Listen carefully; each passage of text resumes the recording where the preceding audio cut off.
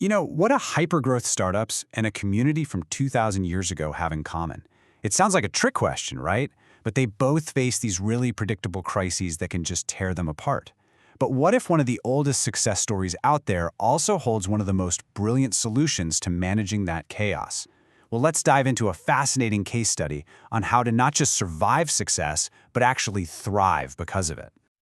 So this is the big question, right? When an organization is just wildly successful, when growth is completely off the charts, how does it keep from fracturing under its own wake? It's a problem every single successful leader is going to have to face eventually.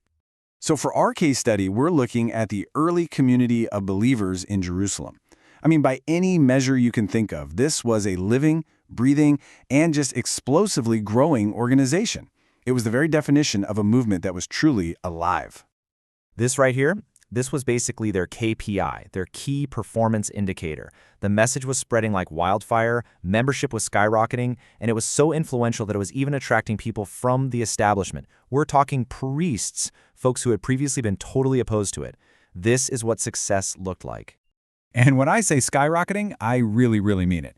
This group just ballooned from a small handful of followers to over 3,000 in an incredibly short amount of time.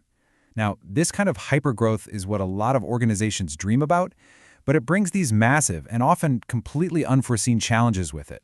And well, that's exactly what happened next. Success created a crisis. The very thing that made them so vibrant and alive was now threatening to bring the entire enterprise to a grinding halt.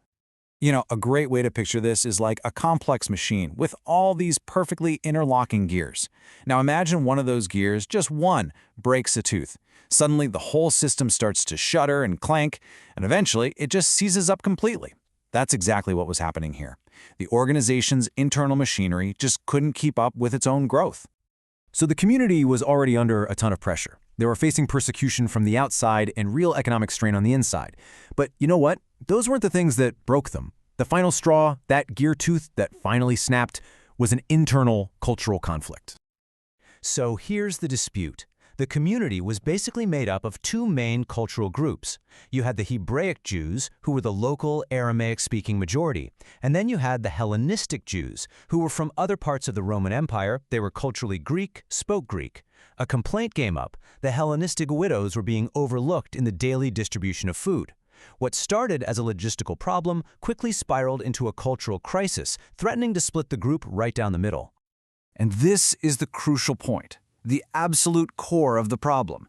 The leaders, the apostles, got completely sucked into managing the day-to-day crisis. They were so busy waiting on tables and trying to handle the logistics of who gets what food that they were failing at their primary mission-critical job, prayer and teaching. They had turned into managers instead of being the visionaries. So faced with this massive split, the leadership didn't just put a bandage on the problem. No, they stopped, they diagnosed the root cause, and they proposed a pretty radical structural change that would solve not just this crisis, but future ones too. And this just perfectly shows their thinking. They stood up and publicly said, hey, it is wrong for us to get caught up in operations at the expense of our core mission. So their solution was to delegate, to empower other people, and to refocus on the one thing that only they could do. And what they did became this kind of universal template for any organization. First, they defined their absolute core mission. Second, they created a totally new role. Think of it as an operational manager or a deacon, specifically to handle this vital work. And third, and this is key, they empowered qualified people to fill that role, giving them the real authority to get the job done. Okay, now this is absolutely fascinating. The Greek word used here is diakonia. But here's the mind-blowing part. It's the exact same word used to describe the apostles' ministry of the word and the deacons' service of tables. This was never about creating a hierarchy, you see. It was about specialization. Both roles were seen as equally vital forms of service to the very same mission. This little linguistic clue points to a much deeper organizational philosophy that made the whole solution stick. This wasn't just about reshuffling a few tasks on a to-do list. It was a complete reimagining of what the community was. They started to see themselves not as some top-down pyramid, but as a living organism, a body. And this metaphor, well, it changed everything. This idea is just spelled out so beautifully elsewhere in their writings. The community is one body. but it's made up of many different, totally essential parts. The goal isn't for every part to do the same thing. No, the goal is for every part to do its own unique job for the good of the whole body. So, in this metaphor, the apostles were the eyes, providing vision and direction. The new deacons, they were the hands, carrying out all the essential services. So, is the eye more important than the hand? Of course not. The body completely fails if either one stops working. This metaphor totally reframed the value of every single role in the organization. And here's the real kicker. The plan worked better than anyone could have possibly expected. By empowering people like Stephen and Philip to manage operations, they weren't just freed up to do that one job.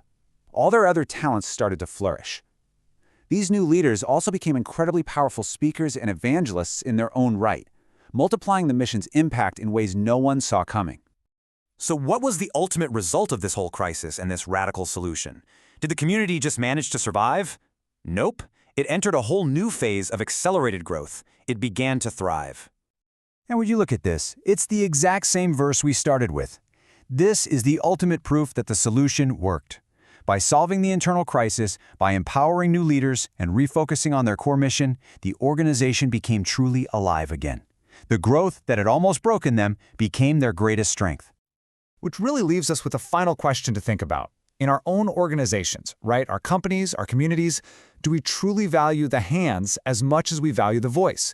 Do we honor the people doing the essential, practical, on-the-ground work as much as we do the people setting the vision?